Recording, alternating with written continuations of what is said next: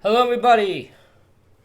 Welcome to Snyder's Inc. And today we got Savok's video. This is his newest one that apparently you ain't a big fan of. Ain't done so well.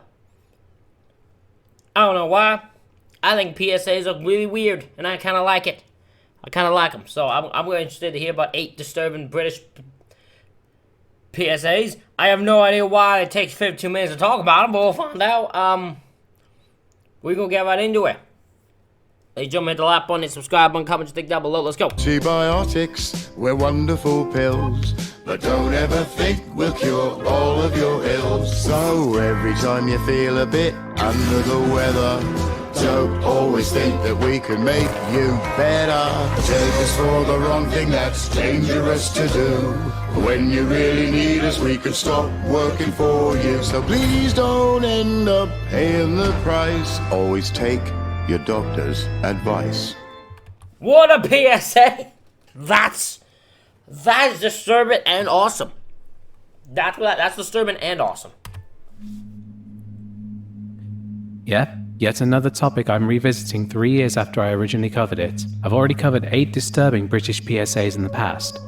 Could I have stopped there? Of course not. The UK really loves trying to freak its people out just to get a point across. I didn't even really scratch the surface with the last list, and there will honestly be many more after this one. But in the meantime, here are 8 more disturbing British PSAs.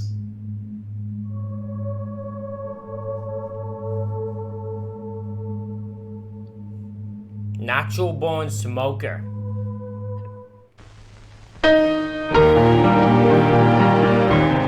A masterpiece in tapestry by John Coburn. Rare pleasure.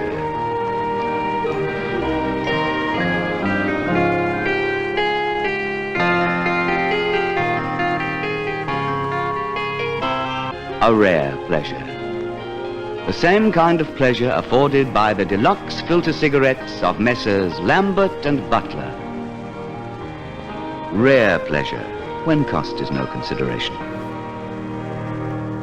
Smoking remains one of the most pressing public health concerns in the UK. Despite decades of awareness campaigns, it continues to exert a significant toll on both individuals.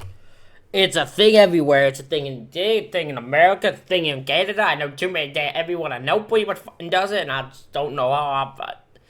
It's never crossed my brain to. I've never been intrigued by the thought. I've never had the urge to. It's just don't know what it is. But for some reason, everyone feels the need. They need to fucking smoke cigarettes. I don't know why. And society.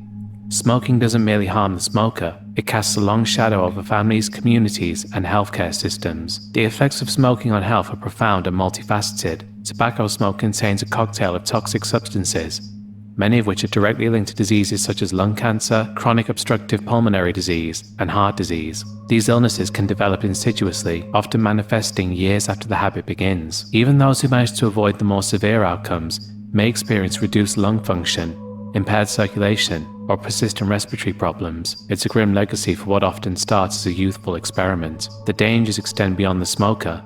Secondhand smoke poses a considerable risk to bystanders, especially children. Long-term exposure can lead to asthma, respiratory infections, and other serious conditions in non-smokers. Pregnant women exposed to tobacco smoke may face complications, including low birth weight and developmental issues in their babies. In this way, smoking infiltrates lives well beyond those who choose to light up. In the UK, smoking remains surprisingly common despite declining rates. According to recent figures, around 13% of adults continue to smoke regularly. While this represents a significant drop compared to previous decades, it still translates to millions of people. Smoking is notably higher among those in lower income brackets, highlighting its complex ties to stress, addiction, and socio-economic disparity. The human cost of smoking is staggering. Over 70,000 deaths in the UK are attributed to smoking-related diseases. These aren't just numbers.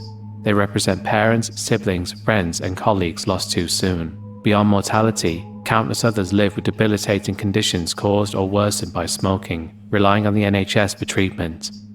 The strain on healthcare resources is immense, diverting attention and funding from other pressing health priorities. In 1985, 2 PSAs were made to show what a, quote, natural-born smoker would look like. someone who has evolved to have natural immunities to the negative effects of smoking. Unfortunately, this natural-born smoker has essentially sacrificed his humanity, turning into some kind of deformed humanoid creature, and we get to see him indulging in his habit. It doesn't even look like he enjoys it. Instead, it just looks like he's doing the only thing he knows how to do. Smoking is his life after all. What's worse is the second natural-born smoker PSA shows that this creature is also a father, and of course he smokes around the baby as well. Smoking around children is obviously a terrible idea since the smoke affects their lungs too, and a baby, of course, is incredibly vulnerable. By smoking around a baby, you're potentially dooming them to a life of respiratory problems, even if they don't take up smoking themselves. The message of these PSAs is simple. We aren't naturally built to smoke, and we never will be. Unfortunately, smoking PSAs never seem to work, since cigarettes are obviously still selling very well in the UK, despite those disturbing pictures they put on the packs. Vapes are a thing, of course, but they're not. I think the reason why they still sell so well is because everyone just has a mindset, well, that won't be me. That person probably smokes, fucking 60 packs a day. I don't do that. So I'm fine. That's the thought. You're the fine one. You're the one that won't turn into that, is what your thought is. And that's why that's the problem. Not healthy either, as they still contain nicotine. The solution to smoking is simple. Don't do it. Don't ever even start. It's not worth it.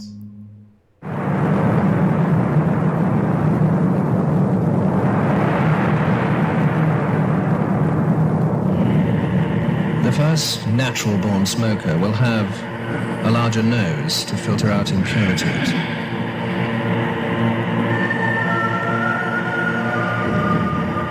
Self-cleaning lungs, a highly developed index and middle finger, smaller ears because they don't listen,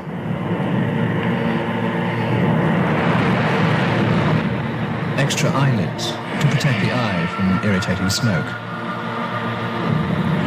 and of course, an inbuilt resistance to heart disease, lung cancer, and thrombosis. Unfortunately, the first natural-born smoker hasn't yet been born.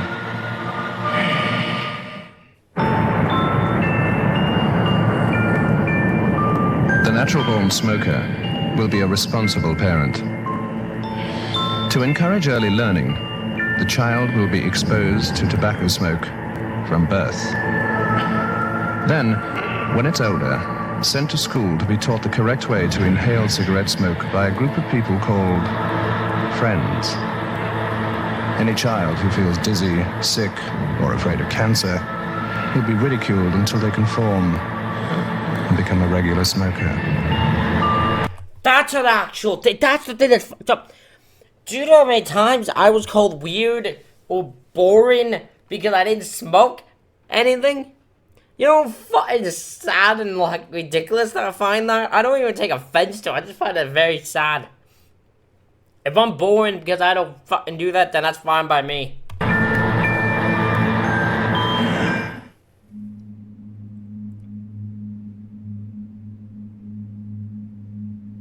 In my last video on British PSAs, I covered two created by the NSPCC, the UK's leading child protection charity, one that dealt with children being too afraid to tell anyone about the abuse they're going through. Sally, you're not eating again. What's wrong?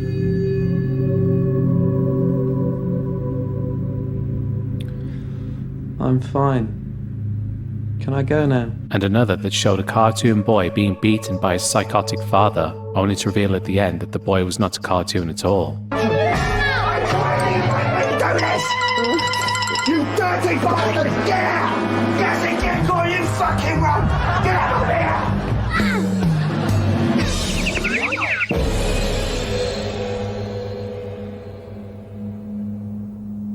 This PSA, released in 1999, is probably their most infamous. The Can't Look PSA is a striking piece of public service advertising that remains etched into the memory of those who saw it. Designed to confront society's apathy toward child abuse, the advertisement carried a poignant and uncomfortable message. The responsibility to protect vulnerable children cannot go ignored, no matter how difficult it may be to face. The PSA features a series of unsettling scenes, in which pictures of characters and photographs of people avert their gaze from situations showing child abuse. The imagery is subtle yet potent, an unspoken truth conveyed through the silence of inaction. By showing them covering their eyes, the campaign forces viewers to reflect on their own tendencies to avoid confronting such painful realities. It delivers a jarring call to action, pushing the audience to recognize that turning away enables harm to continue unchecked. What sets Can't Look apart is its stark honesty. Rather than attempting to soften its message, it leans into discomfort to create a sense of urgency. This directness was unusual for public service campaigns at the time and gave the advertisement its lasting power. It wasn't just about raising awareness of child abuse, but also about challenging the public to acknowledge their own potential complicity in remaining silent. The release of the PSA came at a time when the NSPCC was intensifying its efforts to bring the issue of child abuse into public focus. It played a key role in changing the narrative around abuse, highlighting that protecting children is a shared societal responsibility, not one relegated solely to professionals. By targeting the broader public rather than solely relying on authorities, the campaign Again, another thing that's still really, for some reason, an issue and thing is everyone this fucking thing to look away and ignore clearly obvious shit, or to like, wait, more of that. I know there's a term for it, but I don't forget which. Everyone just like puts their hands up every time something insane's going. They just won't get involved. They just don't do anything, and I don't know why the people we are living in a society like that. I don't get it. Campaign encouraged collective vigilance and action. Reception to the PSA was significant, with viewers commending its bold approach, though some did complain that the PSA was too disturbing and called for it to be banned.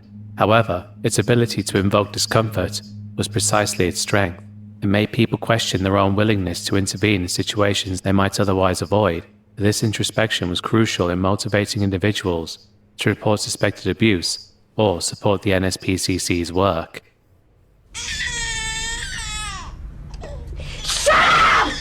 Smash your face against that cot if you don't start your screaming no!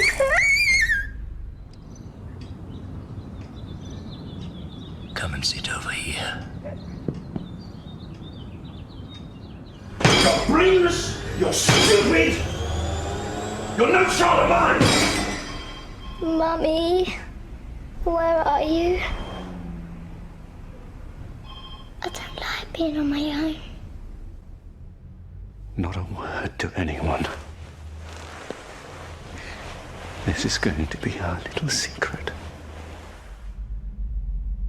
Sometimes we can't bear to look either, but cruelty to children can be stopped, and with your help, Oh, that doesn't sit well with me. I don't like. Yeah, that does go discomfort. I'll give you that. Oh, I hate that. can be stopped forever. Please support the NSPCC's new Full Stop campaign.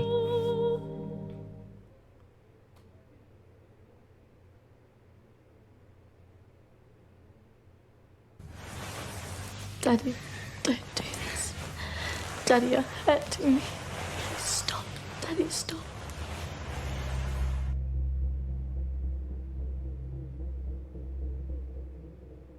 Water is often seen as a source of joy and recreation, and of course we can't really live without it, but it poses serious risks to children, particularly in the UK, where drowning remains one of the leading causes of accidental death among young people. Whether it's a backyard pond, a swimming pool, or open water such as rivers and the sea, the potential tragedy is ever present when safety precautions are overlooked. A significant factor for contributing to these incidents is a lack of swimming ability among children. Despite widespread availability of swimming lessons, many young people in the UK never become proficient swimmers. This is especially concerning given the country's abundance of waterways. Poor swimming skills often lead to panic in dangerous situations, making it difficult for children to stay afloat or reach safety. Moreover, the absence of basic water safety knowledge exacerbates the problem, leaving many children unaware of how to react when caught in strong currents or cold water. Ignoring warning signs is another key issue.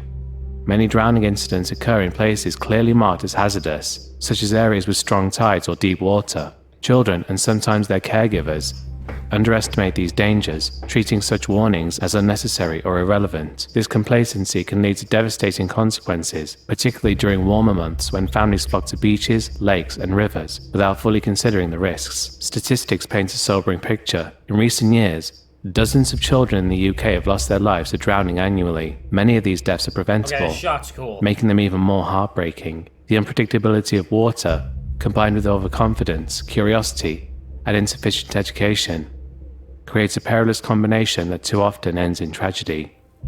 Now, there is a PSA I'm going to show you in just a bit that does tackle this issue in a way that's designed to scare children straight, but here's another one that encourages parents to get their kids to learn how to swim. At the time, this PSA wasn't meant to be scary, but informative. However, in recent years, it's become disturbing because of who it is delivering this message while in a swimming pool with children, and it's someone I've actually covered on this channel before. Instead of telling you, I'm just going to play this sound. Have you guessed who it is yet? No. Those of you who can't swim yet, then if you just wait over in the shallow for me. Kids and water, they love it. Rivers, canals, even the lily pond in the garden. You can't keep them away from it. Water has a fascination for children.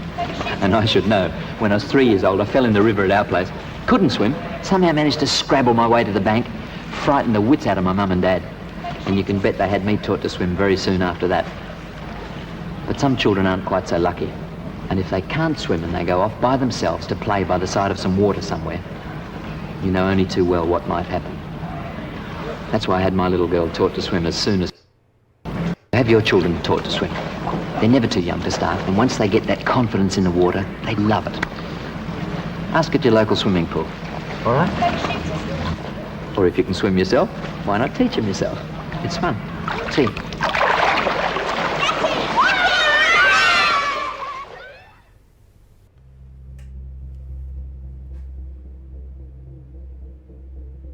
Lonely Water, commissioned by the Central Office of Information in Britain, is often remembered as one of the most haunting and effective safety campaigns ever produced, designed to warn children about the dangers of careless behaviour near water.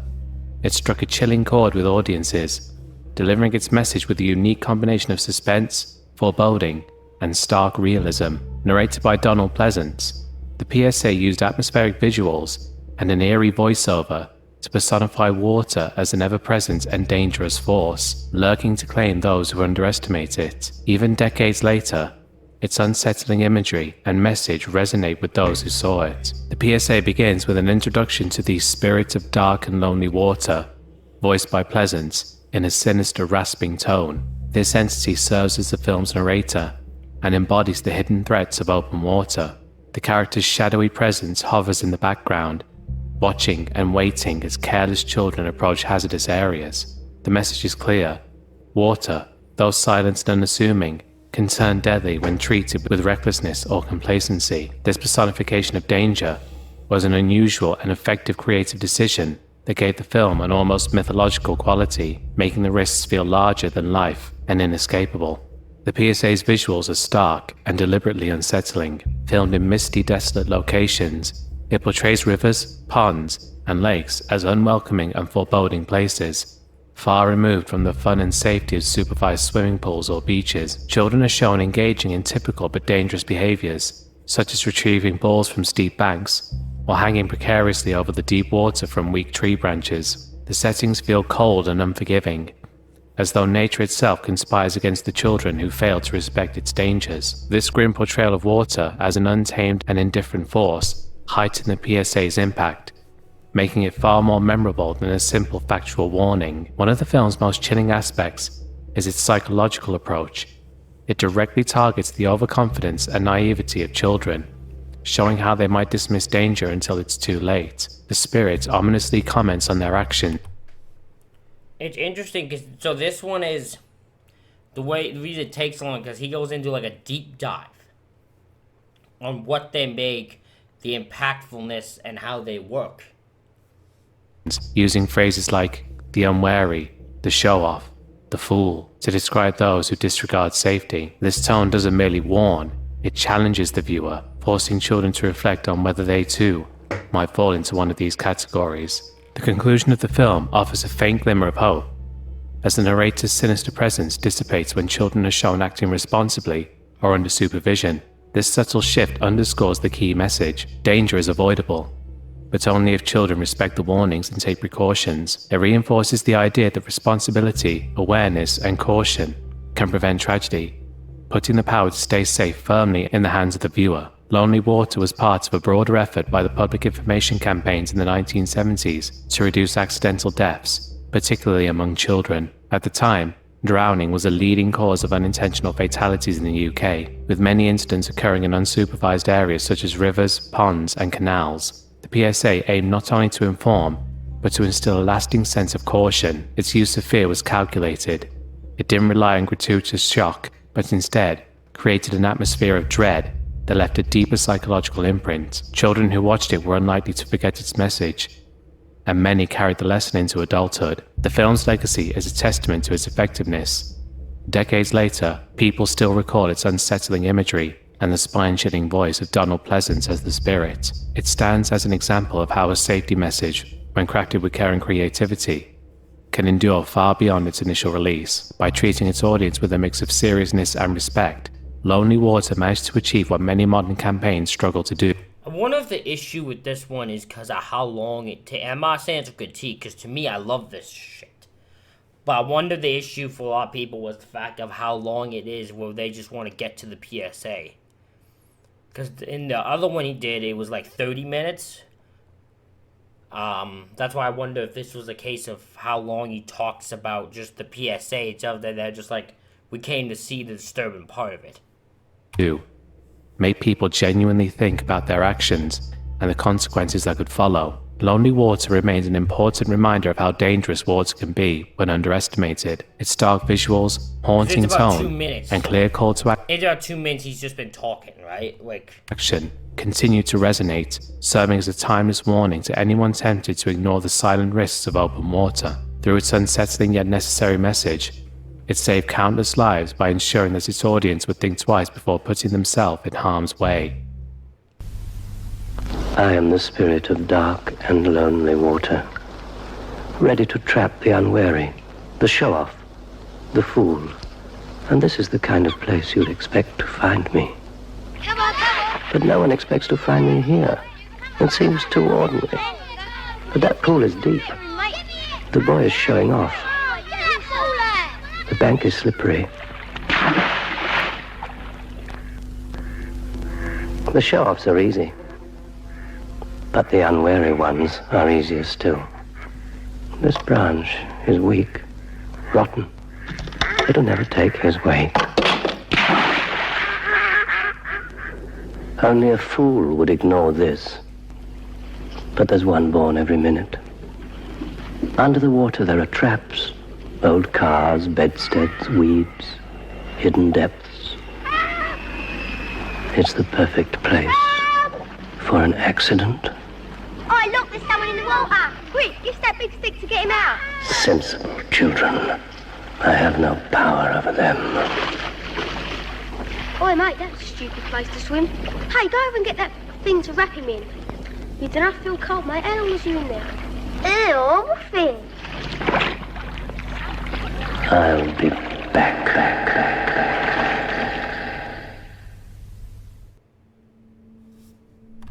God damn. In 1977, British Transport Films released The Finishing Line, a public information film unlike anything ever seen before. It was created with one goal: to warn children about the deadly dangers of playing on railway tracks. However, oh god, that makes me concerned. Okay. Rather than using straightforward messaging or conventional storytelling, the filmmakers took an experimental and deeply unsettling approach. The result was a 20-minute short film that has become infamous for its grim, haunting tone and shocking imagery. The film unfolds through the imagination of a young boy who envisions his school hosting a, quote, railway sports day. In his fantasy, the activities revolve around crossing train tracks, playing on live rails, and engaging in competitions where children dodge or directly interact with trains. The imagined event is given an air of normalcy. There are judges, trophies, and cheering spectators. But this ordinary framework only makes the gruesome outcomes more jarring. Children stumble off the tracks bloodied, bodies are carried away on stretchers, and the casualties pile up as the games progress. Train coming! There's a train! Lift, come back! Come back!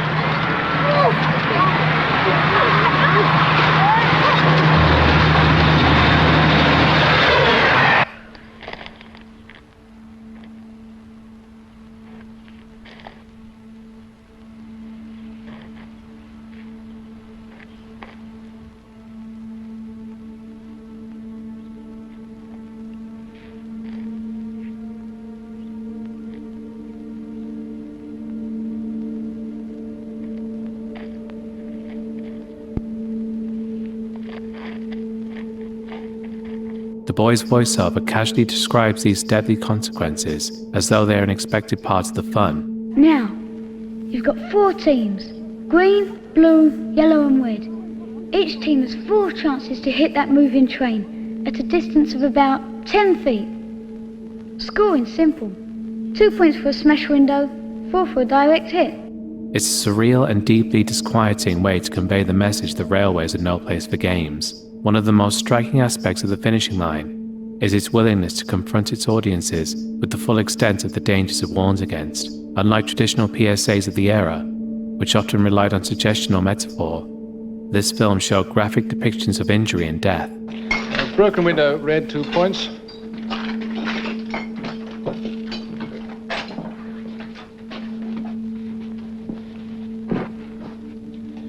Broken window, green, 2 points. Broken window, 2 points. Injured passenger, 4 points. Total for blue, 6 points. Broken window, 2 points. Direct hit on driver, 6 points. Total for yellow, 8 points. Children are seen being struck by trains, limbs are crushed, and the aftermath of their reckless actions is laid bare. These scenes are not gory in the cinematic sense, but their bluntness gives them a terrifying realism. There's no softening of the blow, no comforting reassurance. The message is brutally clear. Playing on or near railway tracks is not just dangerous, it's potentially fatal. The choice to frame the story through the lens of a child's imagination was both innovative and deeply unsettling. That's insane. But genius. It's insane but genius. That people like... By placing viewers inside the mind of a child, the film tapped into the way young people often fail to grasp the gravity of their actions. The surreal tone, combined with the competitive sports day structure, mirrored the casual thrill-seeking attitude that often leads children to trespass on railway property. The film's creators seem to understand that children don't always respond to authority figures issuing stern warnings. You are old enough to understand that the railway is not the place for any kind of games. I'll say it again.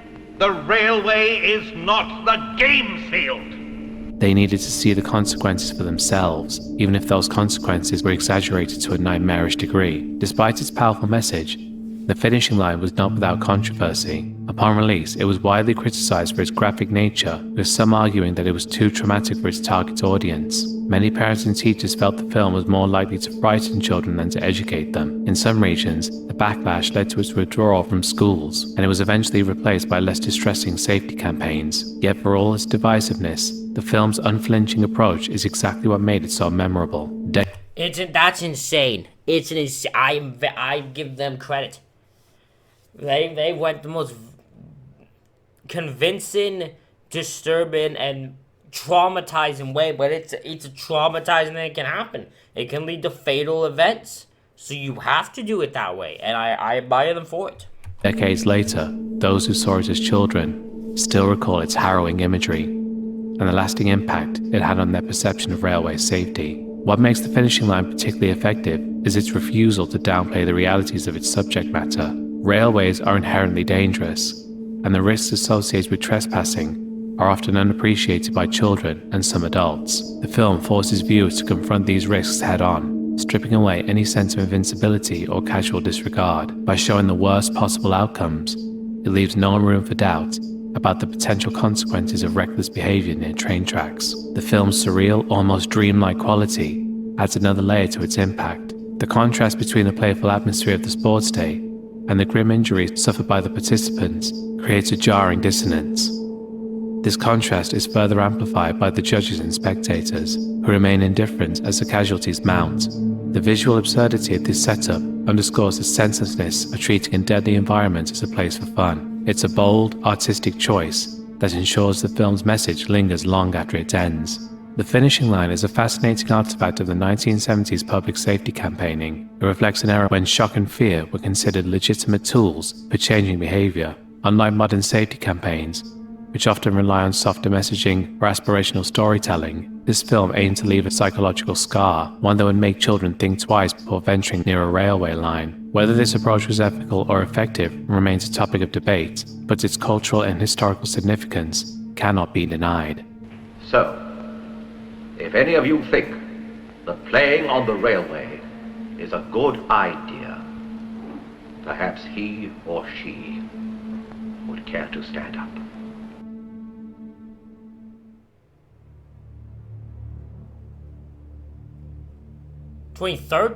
Staying on Okay. the UK railway, we have another PSA that was released 40 years after the finishing line, and despite being much shorter, it's arguably far more disturbing. While it was originally released in 2013, this short received wider exposure in 2018 when it was used as part of a campaign that struck a chord with both parents and young people. You versus Train, created to combat a growing trend in trespassing incidents, especially among teenagers. This initiative sought to grab attention using clear, direct language and genuine stories of tragedy and survival. The organisers, Network Rail, British Transport Police, and the wider rail sector recognise that many youngsters view railway tracks as a shortcut, a hangout spot, or simply a space for daring escapes. They also noted a disturbing rise in people filming themselves on the tracks for social media clout.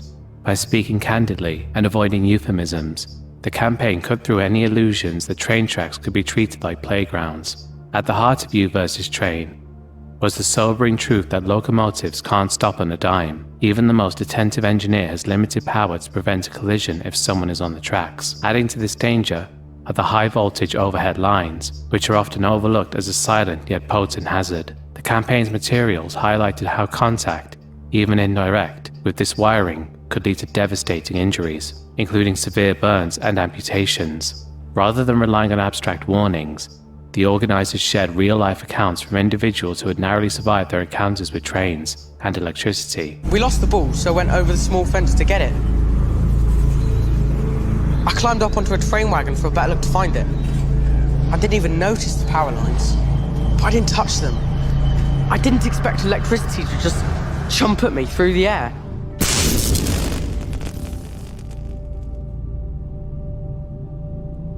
Didn't expect to die today. These testimonies underscored that the consequences are neither remote nor exaggerated. They are immediate, permanent, and life-altering. One of the most impactful elements of You versus Train was its focus on social media channels. Recognizing that teenagers spent a considerable amount of time online, the creators developed short videos, graphics, and articles that could be easily shared across platforms like Instagram and Twitter. Instead of delivering a sterile lecture, they opted for visually striking content, stark images, urgent text, and confessional videos from survivors who bore visible scars and spoke openly about their experiences. This approach made the campaign feel far more like a conversation than a lecture, appealing to a demographic known for responding more strongly to personal stories than official announcements. Among the personal narratives featured was the story of a young man who ventured onto the tracks for a moment's thrill and ultimately paid a brutal price. His account included graphic details of excruciating burns, extensive hospital stays, and the psychological toil he continues to endure. That single example exemplified the campaign's broader tone, refusing to sugarcoat the harsh reality. By sharing his ordeal, the campaign placed a mirror in front of those who might see train tracks as a place to explore or show off. Viewers were left with a stark choice: face the very real risk of maiming or death, or stay away altogether. Statistics supported the need for such an urgent message. In the lead-up to You versus Train, reports surfaced of increased trespassing incidents, particularly involving young teenagers who dismissed railway property as an unnecessary obstacle or viewed it as a shortcut to get home faster. Some misguided social media stunts also popularized the idea of outrunning a train for the sake of viral fame. Recognizing that traditional warning signs at stations weren't getting through, the creators aimed for a more visceral approach. They hoped that by leaning into the shock factor without resorting to gratuitous gore, they might leave a lasting impression that no caution sign or dry manual could match. Though You versus Train relied on stark imagery, it wasn't purely about scare tactics. The campaign offered clear guidance on how to stay safe around railway tracks, emphasizing the reasons why such areas are fenced off or marked with bold signs. It explained the significance of overhead lines that could carry thousands of volts, reminding people that a train's power system can do severe damage without direct contact. This balanced approach, blunt warnings backed by practical tips, gave audience both the rationale and the reality check they needed. In the months following its launch, U vs. Train generated widespread discussion. News outlets picked up on the stirring videos, social media posts ignited debates, and schools incorporated the campaign's materials into safety lessons. While it's difficult to quantify how many potential trespassers were deterred, there's no question that the initiative brought railway safety back to the spotlight. The increased visibility, coupled with direct testimonies, made it a benchmark for how modern public awareness efforts could break through the noise. Traditional leaflets and lifeless campaigns often fade into the background, but There's definitely one of those videos that aren't getting monetized on here. It'll probably get me one of those. It might probably be 18 and over type shit. vs. Train managed to linger in the minds of its target audience. In the years since its inception, variations of U vs. Train have continued to surface, adapting the original message for newer technologies and shifting social media trends. The core principle remains the same: highlight the irreversible dangers, use human stories to illustrate the consequences, and encourage personal responsibility. U vs. Train underscores a truth as relevant now as it was in 2018, that no momentary burst of adrenaline is worth risking your life for the future. And no part of this campaign emphasized the dangers of the railway more than Nathan's story. According to the film inspired by Nathan's ordeal, he and his cousin stood on the edge of a bridge above a railway with a discarded length of wire they found on their way home. Instead of leaving the wire where they found it, Nathan threw the wire over the side of the bridge.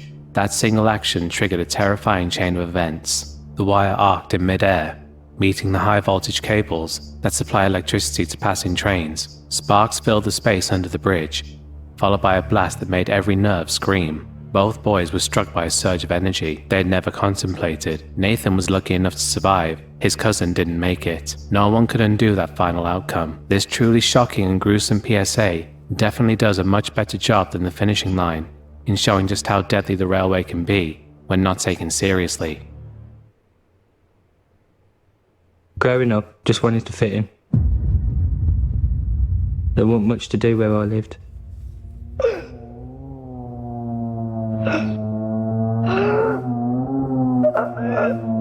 On that bridge, we weren't out to cause trouble, just messing about.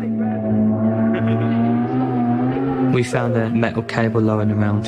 Our plan was to catch a train. I grabbed onto the cable, my cousin grabbed onto the other cable, and I said on the count of 3, we'll throw it over. 1, 2, and we threw it.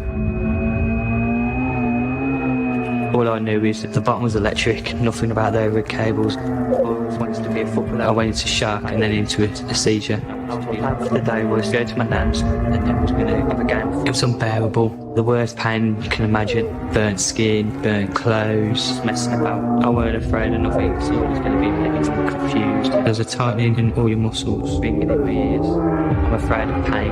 As I come around, the scream was getting louder and I realised why it was my cousin. Electric went through his body and out of his stomach. Someone please help me! Help!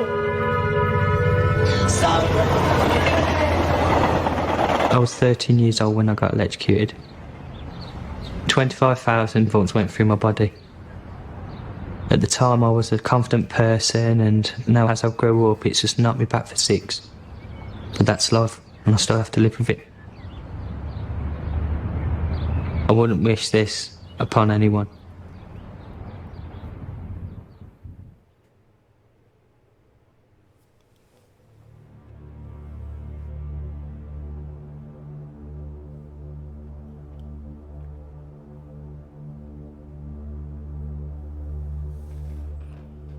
I had to include a PSA about fire safety in this video, as I did in my last PSA list, as the UK is some of the most harrowing ever made.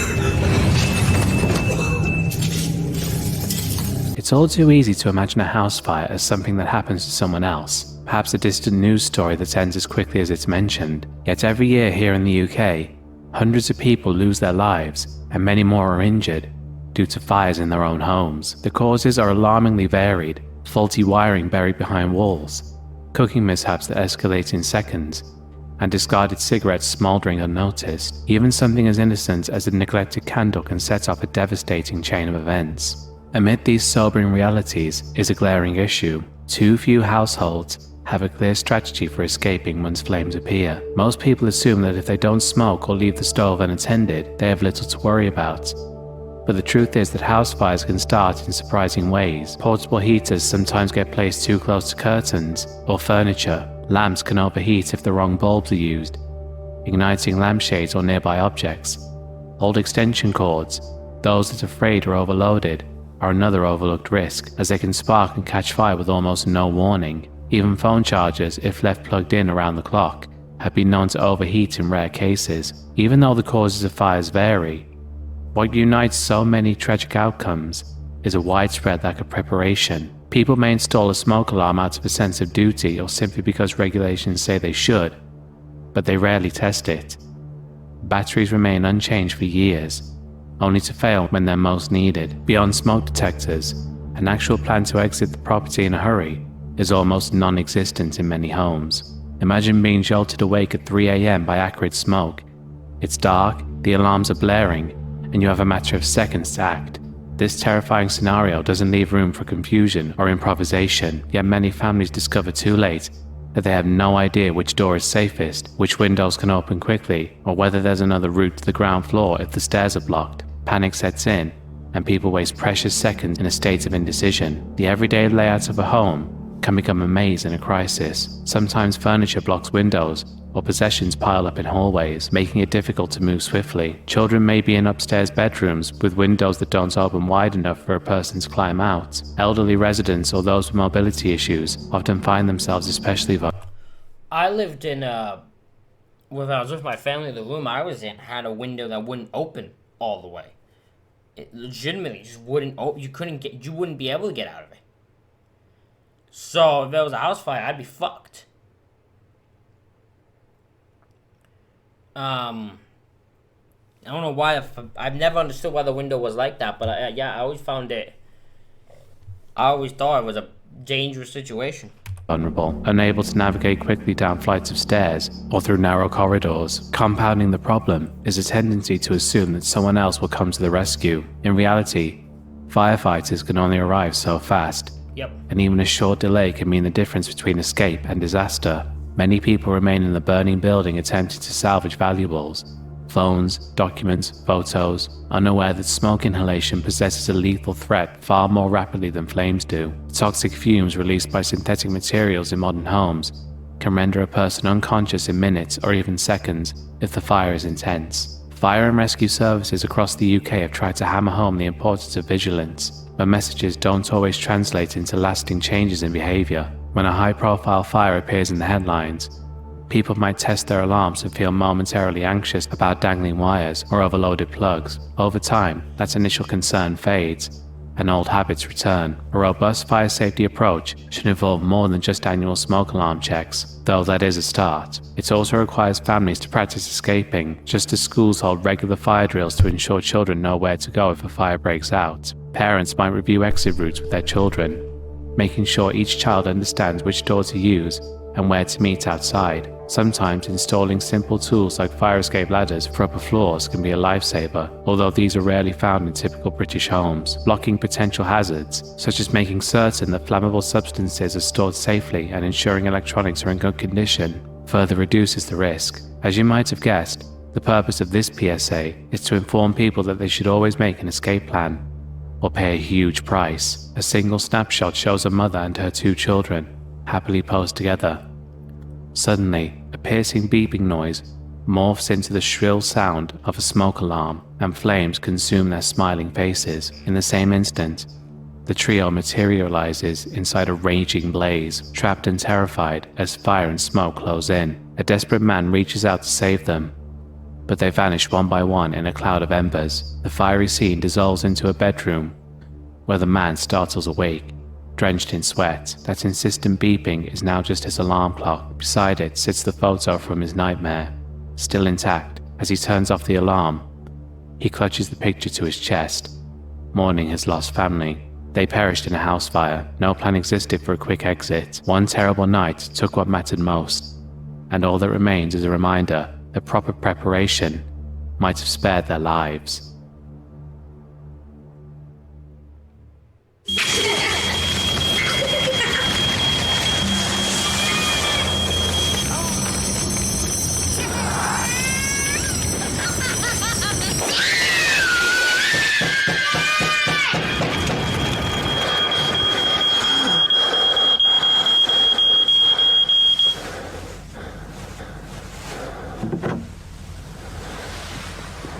When your smoke alarm goes off, make sure you know what to do. Plan your escape now, or you might live to regret it.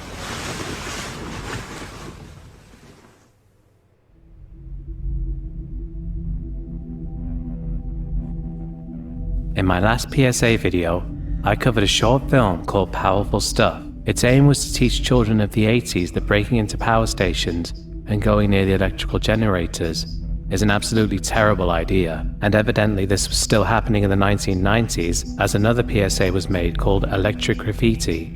And the main thing about this PSA that caught my eye is something that it has in common with Powerful Stuff, something we'll get into later. The film opens with a group of kids spray painting over some graffiti. Another group of kids takes notice and starts chasing them. One of the boys giving chase is named Sean, the main character of the film. It then cuts to a pair of boys walking a dog. Suddenly, the dog breaks free from the chain it was leashed on, and the boys start chasing after him. The dog runs past a fence into a substation, and the boys dug through the fence to continue trying to catch him. One of the boys takes notice of an interesting-looking electrical box that has been broken into. He inspects the box, with his metal chain for the dog clanking around some of the electrical components inside. The boy's friend then calls out to him to let him know he's found the dog, but suddenly the dog runs off again, and the other boy starts chasing him. As the boy at the box turns his attention back to it, he gets closer and reaches for a spray can on top of the box, when suddenly his metal chain clangs in the exact wrong spot.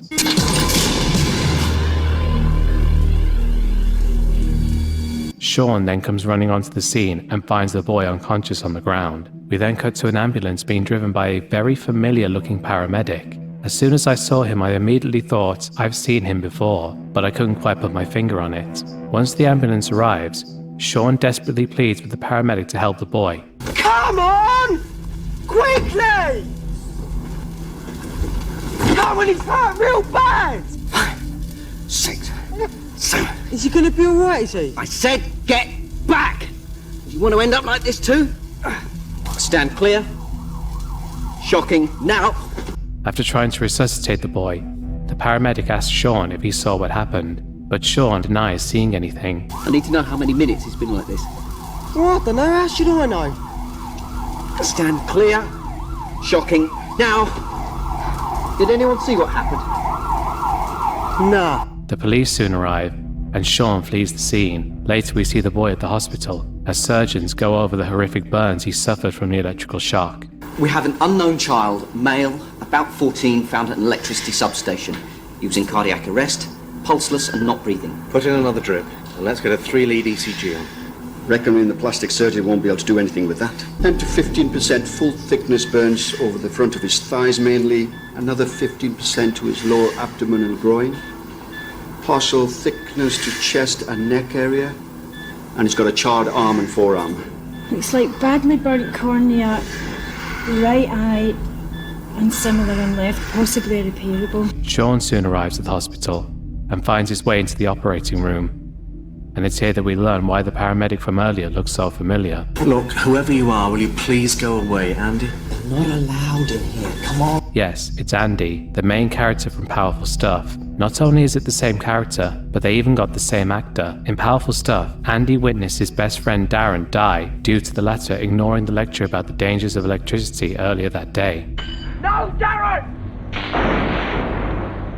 And immediately after, Darren's little brother Tom was killed when he rushed over to Darren's body. Darren! Darren! No, God! Perhaps this incident is the reason why Andy became a paramedic in the first place. He wasn't able to help his friends, so he probably thought that by becoming a paramedic, he'd be able to save another child from meeting the same fate. Andy takes Sean out of the room, and the two sit down to talk. It's here that Sean reveals that he did see what happened to the boy. Did you see what happened? Look, you know more than you're telling me. Come on, Sean. What happened? He just ran up to the electrical stuff. And there was nothing I could do about it. He was lying where you found him. And that's all I see, alright? Sean also reveals that he knows the boy, and also gives his name. Do you know who the injured boy is? Look, I just need to know... No, do you know? Daniel. His name is Daniel. Meanwhile, the police find Daniel's mother and inform her of what has happened to her son. Back at the emergency centre, Sean asks Andy where Daniel is being taken, with Andy informing him that Daniel is being taken to the hospital. Sean demands to be taken there as well, revealing how he knows Daniel. Look, take me, I've got to go! Listen, mate. I ain't being totally straight with you. See, Danny, he's my brother. Makes me a close relative, doesn't it? As this happens, a police detective is questioning Daniel's friend about what happened at the substation. We're trying to find Stig. He ran off, see? And then what happened? I ran off to Stig again. It looked like Daniel was going to follow, but he didn't turn up. I went back to find him, and he was... And the ambulance guy was with him. You didn't call 999 then? No. Are you scared of something, Mark? And Lee, tell DC Randall the boy's brother was acting very oddly according to hospital staff. At the hospital, Sean finds his mother waiting to hear about Daniel's condition. Sean tells her about what happened before the detective from earlier arrives. What happened, Sean? He just ran up to the substation. He must have touched something. There was a big explosion and... Look, Mum, I called 999 straight away. I need to talk to Sean about the incident that happened at the substation today. For heaven's sake, can't you people ever leave him alone? I'm sorry, Mrs. Jordan, but we have reason to believe that Danny's injuries may not have been caused accidentally. Hinting that he hasn't been telling the whole truth about what happened at the substation. It's then that he reveals what really happened. What happened at the substation, Sean? What happened today?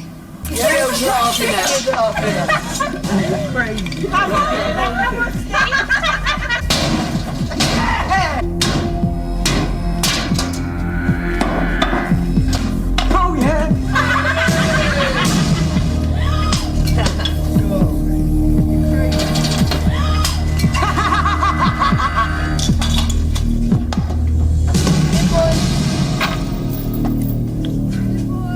With his we'll have him, yeah?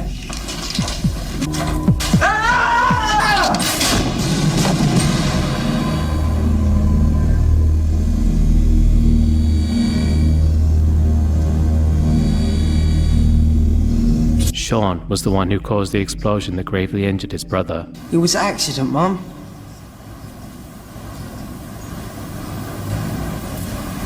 Sorry. Surgeons then arrived to give Sean and Daniel's mother some tragic news. I have to tell you that your son has died. He died because the extent of his burns were so great that his body simply couldn't cope. He died of heart failure. We did everything. Wow, this is one that's good at that. Oh my god, yeah, this sunk into the brain of people. Holy shit. We possibly could. I'm sorry.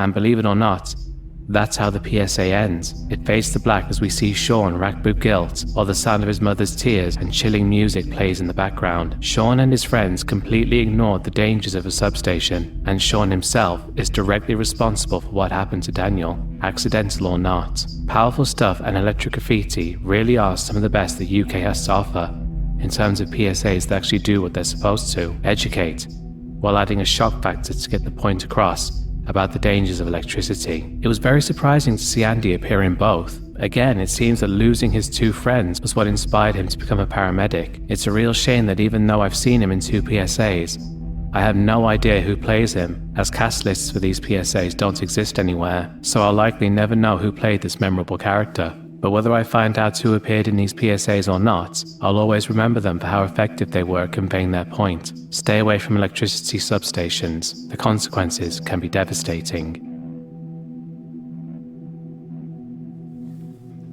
And ladies and gentlemen, that is it for this reaction video. Let me know what you think in the comments, hit the like button and subscribe button. Thank you all for watching. I'll see you all for the next one.